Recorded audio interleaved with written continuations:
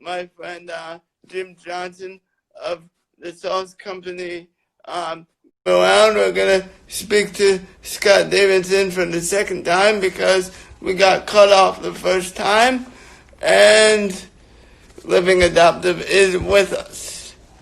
So we are going to get connected in just a matter of moments. And let's see, Scott Davidson. And okay.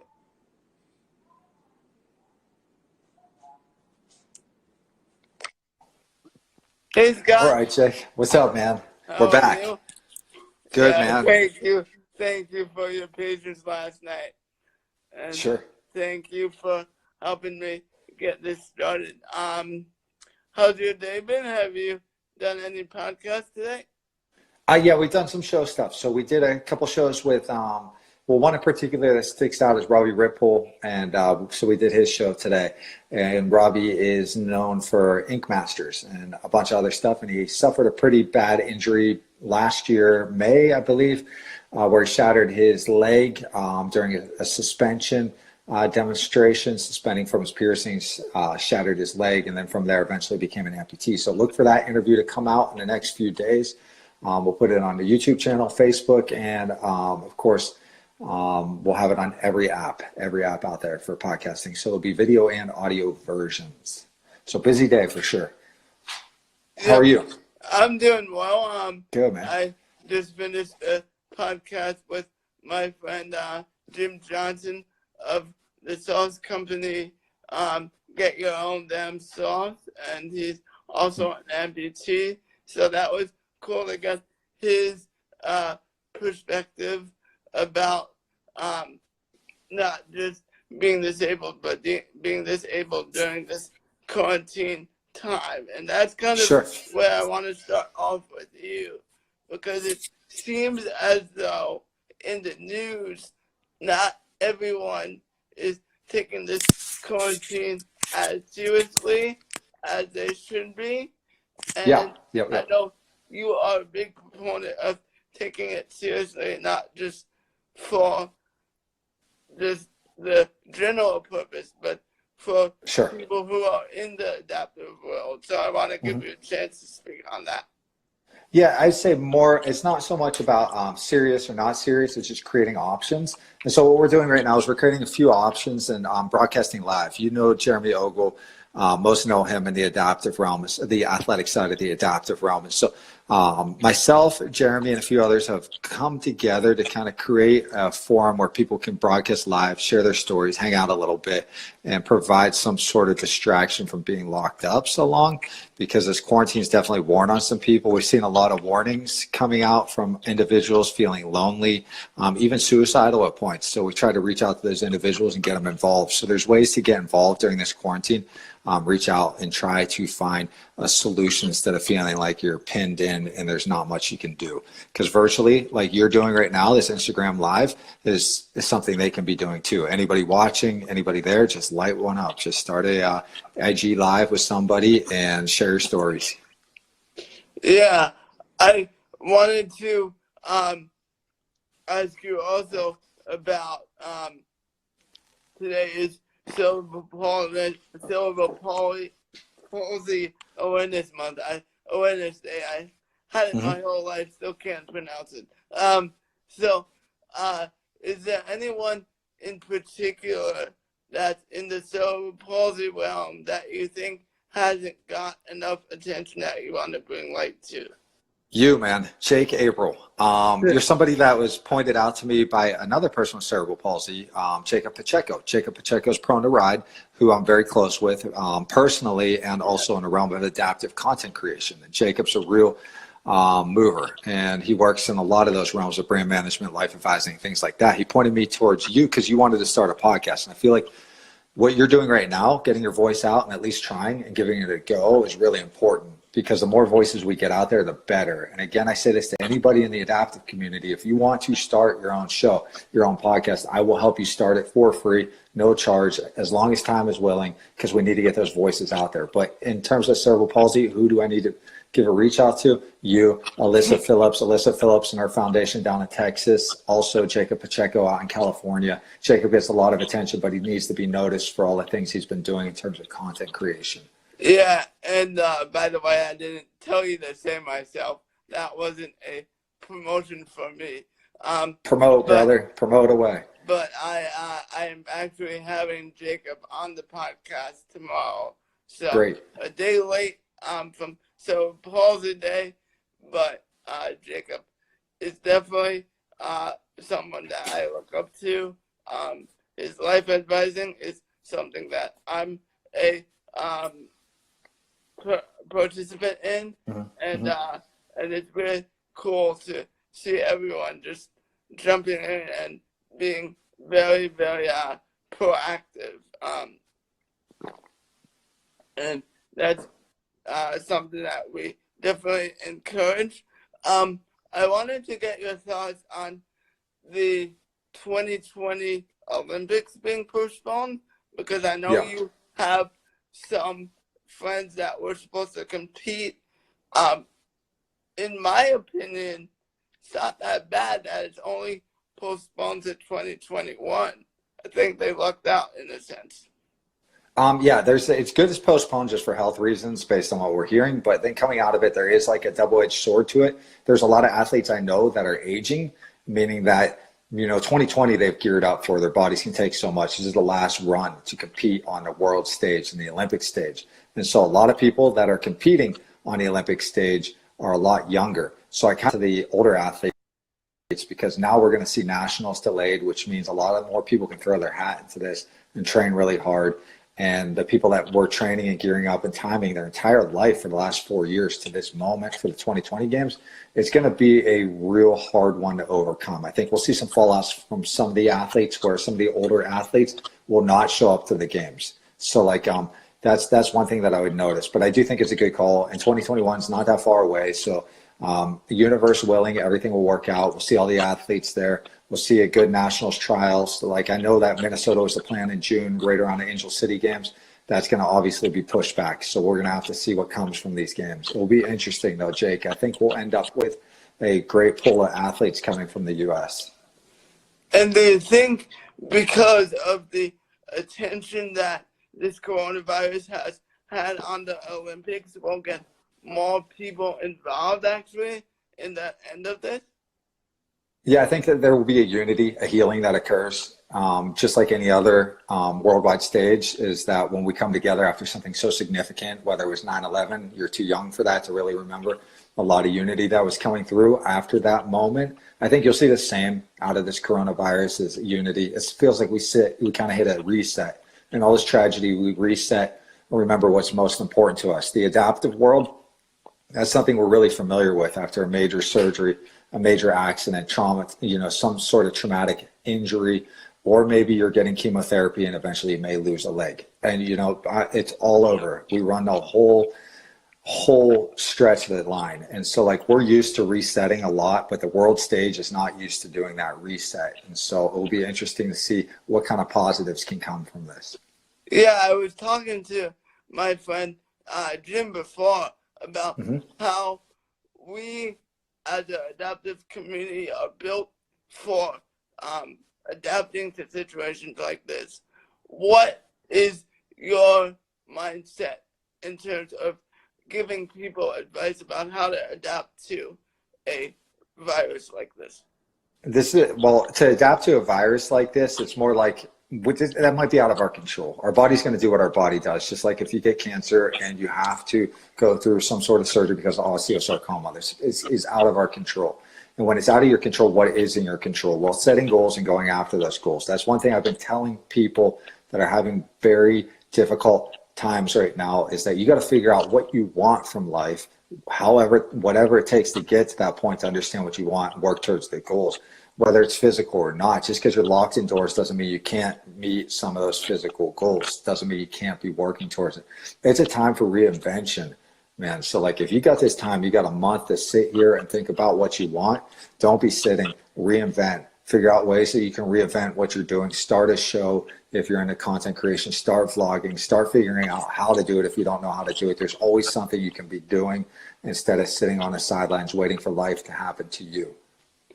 Is there a group that they can reach out to on Facebook or social media if they do feel lonely?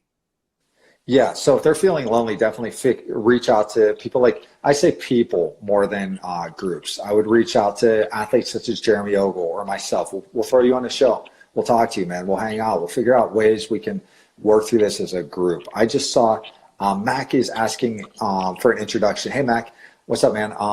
So my name is Scott Davidson. I do content creation for Living Adaptive. That's my show and forum, also Reckless Adaptive and a few other things, What Scott and some other channels. But we do a lot of content creation for adaptive athletes, organizations, and we try to bridge and empower the whole community within the adaptive world. And so that's what I do. And then on the side, I do adventure athletics and things like that and compete myself and other realms. So that's just a quick intro of who I am. Nice to meet you, man. Yeah, Mac is a great guy. I had him on the IG Live a couple of days ago talking about his trials and tribulations with basketball. He actually came home recently from the UK, so I'm glad he's okay. Yeah, me too, man. So I'm glad he's okay with that. When we talk about athletes and someone like me who might want to get into the adaptive athlete realm, what kind of sport do you recommend that is up and coming for me and just in general, or is it up to the person based on their abilities? I would say every sport's available nowadays. Every single sport is available, no matter the limitations you're dealing with. I can't think of a sport I've been in where we can't find some way to adapt it for the person. The ones that are on a rise were the OCRs, but we're seeing a little bit of bite back there because it's very difficult to infiltrate that community as an adaptive athlete right now. There's a lot of kind of filters that are going on there, and that was one I was encouraging for a while, and that's one I compete in. But I would encourage going back to the standards of track and field, winter games, stuff like that. You're going to find a lot more support there. You're going to find a lot of people that don't clog the system there, and you're going to find a lot of them adaptively led, meaning adaptive athletes are the ones leading these organizations. So I would stick with those right now. In terms of like what sports, wear and tear, you got to consider your body, man. How long are you in a game? Is this going to beat you up too much? There's a lot of things to consider. For me, I don't do the same things I did when I was like 20 because I know that I want to be longer in the game of being like an athlete and doing those things. So I'm very careful about the stuff I pick. Every step counts when I'm running on outdoor terrain or doing stuff like that because I know injuries are around the corner all the time. That's how you have to approach the sports you pick. In terms of community, man, just name the sport. I'll connect you to somebody within the community that's going to encourage you and get you out there doing it. It's just got to be what's your interest, what's your geography, you know, in terms of like how many athletes are out there and opportunities and stuff. And then from there, you can pick what you want to do. Yeah, and during this time of quarantine, a lot of the athletes are out of work, or they might be out of work. Like Ryan, I know, is training, was training, and she lost her job. How can people who are listening right now support people like Ryan who might need a little extra money in this time of need? You can go to the larger grant organizations to support. Either if there's no GoFundMe page, the Challenge Athletes Foundation, number one in the world for grants for athletes, adaptive athletes that are out there. Reach out to Bob Babbitt, ask how you can contribute to CAF, reach out to their staff there. I really encourage that. Challenge Athletes Foundation has been extremely good to us to funding the athletes. Jacob Pacheco got a grant, Ryan Reed got a grant. So many people are getting grants this year to go out there and compete and do some pretty amazing stuff. Those are the ways you can compete. Outside of that, an athlete can set up their own GoFundMe page to get going. Like myself, for instance, I plan to do a pretty, I don't know what you want to call it, pretty wild climb pretty soon. in Ecuador. And so I'm going to be looking for funding through that because I do not take sponsorships on the podcast side. And there's a reason for that, and it's a lengthy reason, but we want to keep it as pure as possible. So I go out to outside sources, or I just create my own income in other ways. So like, it just depends on the athlete. We got a question down here that says, question for both Scott and Jake. I find both to be very inspirational, but from what I heard, you do not like the term. Can you explain why? I love the term. I love the term inspirational. I totally disagree with the whole body. I get why some don't like the term inspirational or inspirational porn or anything like that. But growing up in the era I grew up in, I wasn't deemed inspirational because I ran a lap or anything. I was deemed because I could compete with non-adaptive athletes really well. But what they didn't acknowledge is how much harder it was for me to do that. So when somebody used the term inspirational, I was super grateful that they used that term. There's this new community that has risen over the last decade or two where they don't like the term inspirational. And I do not fall in that camp. I love the idea of being called inspirational because it acknowledges all the hard work I put in and all the stuff I have to suffer to get through it. Now, I can understand on the side of like you put what's your excuse under somebody that's running, that's an amputee or something, and that may bother the amputee, like saying treat me as everybody else. I'm no more special because I'm missing a leg. But to me, they are very special in that realm, and the fact that they are doing something a little bit more, it takes a little bit more for them to do something. So I'm okay with the term inspirational, and it's gotten me in a lot of trouble, but I stand by that. The term and what it means to me has changed over just a couple of months actually. When I first got into this adaptive realm and adaptive game, I didn't like the term because I was still finding myself and I don't think I was comfortable with my own self. So any way that disassociated me with my normal life and how I wanted to feel normal was something of a deterrent from me. But now I think working with Jacob and just getting to know people like you and Jeremy Ogo, Ryan Reed, those people, and how I look up to them, I do call them inspirational, and they're inspiring for me because they're doing something that they possibly can be limited by. I mean, their disability could limit them, and they're still doing it. So I like the term now because I don't necessarily see it as, I find you inspiring because you're missing one leg or you have cerebral palsy. It's just, I find you inspiring because you're doing something that could be limiting to you. And I think that's a great message for other people to just keep on doing something. And I associate inspiration as being treated differently. It's Gotcha. Not, and now inspiration is more like respect to me because I saw from you firsthand, like, and you said it off the bat, you find other athletes inspirational. Super. Yeah, super inspirational. And that to me meant that you had to treat them differently, but you don't have to treat them differently. You're treating them the same, but they're the ones that make you get up in the morning and do what you do. So I think that's really cool to be able to separate the two. And I think from what I've learned over the course of a couple months knowing you and all your friends is that the term inspirational and being treated differently is a completely separate idea, and I never was able to separate it. Yeah, I would go further that, like having somebody take your picture and put inspirational over it, or do whatever. You can't control that. They're just going to do it. You can't control somebody, what they think about you, how they feel about you. But like what you can control is your response to that. Like somebody can say I'm inspirational and they take a picture of me doing a run or some shit like that, and it's fine.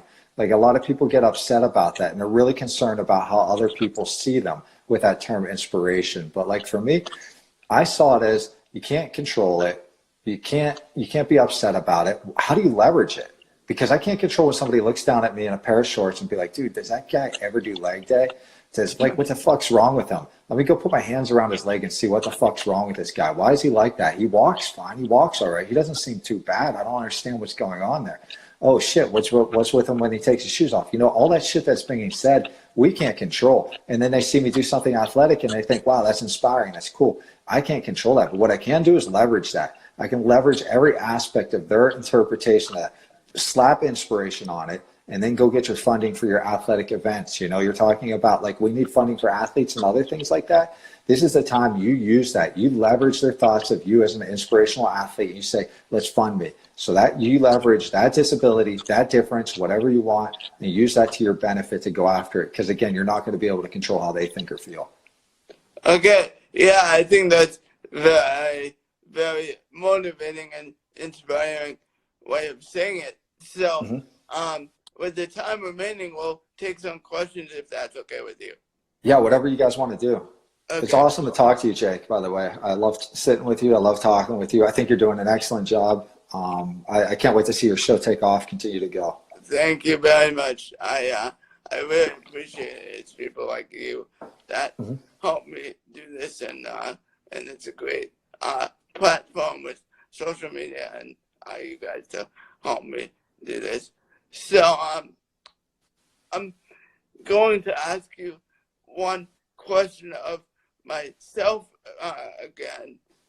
You always in your podcast say this is a hard question, and I don't think it'll be a hard question for you now, but maybe probably not in the future. And before you said yesterday you looked at your brother and your family members and said, why me? When you were younger. Now you have your platform, Living Adaptive, all this.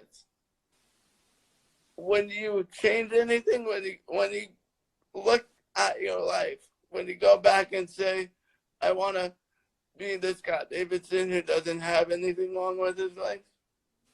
No, I would never change a thing. Like I used to as a kid, I'd wish, man, why do I have to be different? Why am I getting bullied for the way I look, man? All it is a little bit of difference, you know, I freak out, man. I got bullied hard. I got beat up over it. I had a horrible time, you know, at times. But all those trials that I went through, the pain I went through, the having to pretend like I got to tie my shoes 100 times during a game or a practice or something, just trying to figure out how do I survive this thing? All of those things, and then the surgeries and all the shit that goes on, and then the dire stories and the unknowns, what surgeries lay ahead of me. I've heard people that chop your legs off, you know, I hear all kinds of crazy shit that's going on around me, everything. Like just stack every possible negative thought that's there, and I still wouldn't change a goddamn thing. Because if I changed anything, I wouldn't be who I am, and I wouldn't have met the great people that I've met. I wouldn't be part of the things I am. And I wouldn't feel like I've accomplished the things I've accomplished because I realized how hard it was for me to do those things. So I feel really lucky. When I used to say, why me? I say, why not me now? Why not me? Why wasn't it me? I should have been that one anyways. Yeah, and when you were younger, did you have a hard time giving yourself a pat on the back for doing something what was quote unquote normal and doing it? Yeah. Giving yourself an extra pat on the back because of the way you were and you are now. Do you not have that same problem? Take me through your mindset from when you first started to now. Yeah, I was really self-punishing to the point that I didn't think I deserved a drink of water at practice unless I was beating my peers because like I had something to prove. I didn't think I deserved anything growing up. All the time, I figured this is it. You don't deserve it. I remember my parents would give me lunch money for my sister and me. And anyways, I would take the money instead of having a milk and I'd go give it to her because I figured she deserved the dessert and I didn't deserve shit. And I felt like because that. of the way you were. Just everything about me. I felt like a piece of shit so much of my life, just a loser, a nobody, a nothing all the time. It took a long time to get to a place where I could say, hey man, you did an all right job. You did good. Do I congratulate myself and celebrate very long? No. When I cross a finish line or I do something, maybe I hit high numbers and downloads or something and I do really well, I don't celebrate for long. It's more like, okay, you did that. What's next? And I think that's just ingrained in me that I don't congratulate myself because my thinking is off and distorted. And do I think it will ever get better? I don't know, but I don't count on it getting better.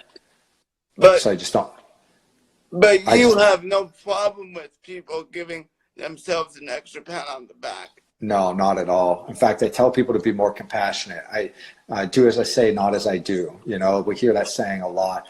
Please be self-reassuring. Please be kind to yourself. I mean, we have so much bad shit going on out there, but like just because I don't give myself a pat on the back, I won't acknowledge my successes. That's just something that was ingrained in me as a kid because I was, you know, I felt worthless for so long. So the difference between me and somebody else is don't do as I do. Go out there and like celebrate your successes, celebrate the things you do, because you're going to find somebody like me is really hard on myself. You know, one lap's not enough. I need 10 while everybody else is doing one. I got to figure it out. I got to work harder. When everybody else is sleeping, I'm working harder. I don't sleep. You know, I will get 5 hours of sleep on average a night, and I will be out there creating content, working with people, branding, doing whatever I can, everyday job and stuff like that, because there's just no time, no room for me to give in or give up, you know? And once again, a quick reminder for people who want to ask questions, click the question button and we'll get your question on there. But right now, while I have the time, I figured I'll ask another one. And this is something that I find fascinating and something I could learn from in the future. Mm-hmm. You have 2 daughters. Yep. Was your approach about how to bring them up and how to teach them about your disability approach of like don't treat me differently, or what was that approach? And then you agree with, did your wife have a disagreement with you? Sure. And sure. What was that about? Like, not to treat you differently because you wanted to be treated differently, but not to give you an extra pat on the back, where now it might seem something that you wish you taught them to because you work so hard and you don't give yourself that extra pat. Yeah, I raise my kids to joke about how I look, about my disability, about how my limb differences. We raised to be like, Dad skips leg day. I go in my daughter's room every night, almost one of my daughter's rooms. I have a son also. And I'll go in there and I'll flex my calf. And flexing means I can't really flex my calf and it's small as shit. And I'm like, check out these calves. Look at how strong they are. And she laughs. You know, we take it lightly because like maybe I'm deflecting. Maybe it's something like that. But I raised them to not take it so serious because I didn't want them to. But they know when I'm wearing down. They know when my body's wearing down and I just got to take a break and slow things down for a little bit. But they know when I'm ready to compete. They, you know, all their life they've seen me be pretty competitive. And so they don't really lighten things up for me at all. My wife on the other side, she's a nurse, man. So she understands all this stuff and she doesn't take it easy on me. She knows I don't want that. So if she's walking too fast, I'm screwed up that day, which I do have a lot of days where I'm like kind of a little screwed up. She'll slow it down for me. But outside of that, she doesn't give me a chance to not go after it. You know what I mean? Not go after the goals, not go after the competition. So it's a pretty supportive household. I did not raise them with the idea of, hey, Dad was born with limb differences. Check them out. Let's talk about it. Let's hash this out. It was like, that's Dad. He's over here. Who gives a shit? You know what I mean? Let's just figure this out and go about our day. But I know that's not an option for a lot of other people that are adapting, especially I think to our brothers and sisters in the field of spinal cord injuries, where it's so significant, where every movement, everything counts. And that has to be addressed. So like we're all different creatures in this adaptive world, you know? I find what Jeremy Ogle does with his daughter is something that's remarkable. And I find that inspiring. And I know we're using this word a lot in this podcast, but I truly do find it inspiring because he really did. We were talking to his daughter about it, but instead of talking to her, like showing her what it is to be a daughter of a guy who's missing a limb, and that's really cool to me. And the fact that he shared a story with you about her chasing a guy with a fake arm on a motorcycle, I believe. That was really cool. Yeah, it's a good story. That's from our Living Adaptive episode with Jeremy Ogle. You can find it on Living Adaptive. But yeah, he has the same perspective I do. His daughter and my kids were raised around it. You know, last year they were at Angel City Games. They were at Spartan Heats where we're bringing folks through that have serious spinal cord injuries. They were there at the Spartan Championship, World Championships for us. And they got to go in the tents, you know, and hang out with all the athletes that were there. So they're pretty familiar with how the differences are. They've seen a Casey McAllister all the way to, they've seen a Jeff Solberg. Shoot, they hang out with Jeff Solberg. They know Jeremy Ogle. They know all of them personally. So them seeing limb differences is just another day for them. It's something that's pretty regular to them. But that's because dad's completely engrossed in the community. And so they have that opportunity, which I think is really good for them because, like, seeing a person with those differences helps because a lot of the stuff that gets pointed out and bullied in high school is quite minimal. The differences are quite minimal and the comparisons are quite harsh. And so they get to see sometimes extreme versions of physical differences and be able to be like, that's just human first, disability second. Now, do you think they go up to that person that's being bullied more often because of you, and you must be extremely proud of that as a dad? Yes. In fact, they do that to the extent that my daughter got an award at her very large school, very, very large school, one of the largest schools in America. She got the award for peer advocate, which means that she reaches out to people that are being bullied or that are suffering, and she finds a way to uplift them and support them. Oftentimes they're coming from cognitive disabilities that she's working with. And in fact, she would spend a period each day at her school doing that. So I do hope that maybe I had some sort of influence on that realm, that she became the person that she is, you know? Yeah, I hope you give yourself an extra pat on the back for that one. That's really important and really cool to see. Yep. It's something that is really vital. At the same time, even though they do that, it is like they're treating, like that award means that they're doing what they should do, right? They don't take it as, well, I'm doing something extra.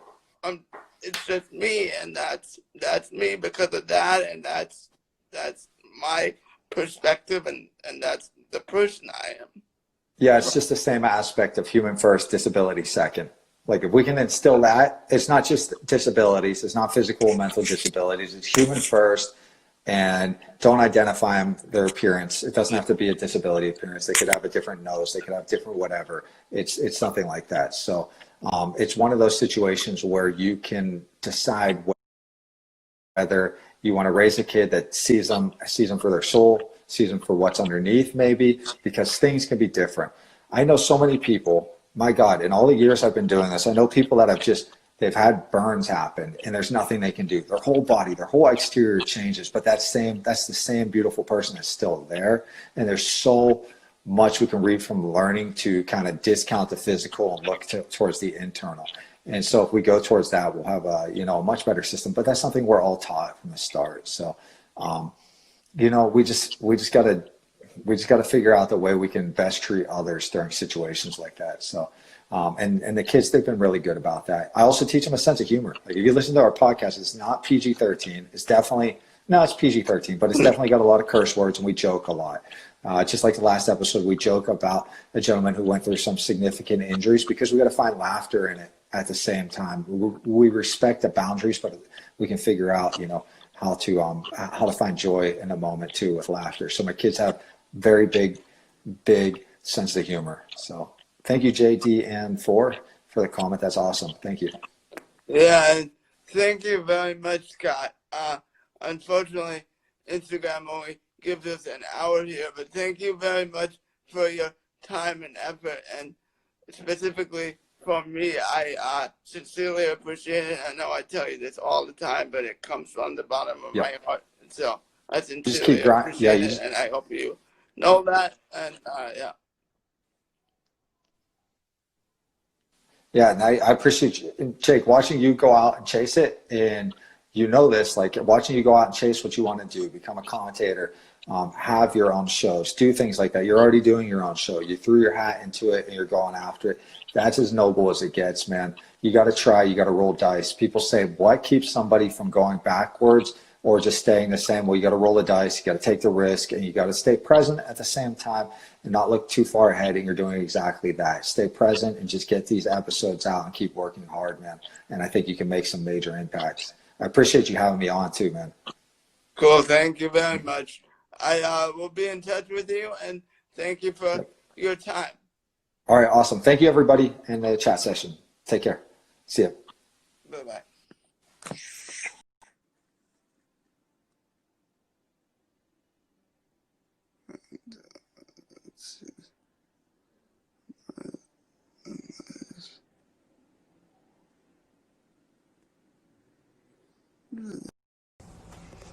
Hello, everyone.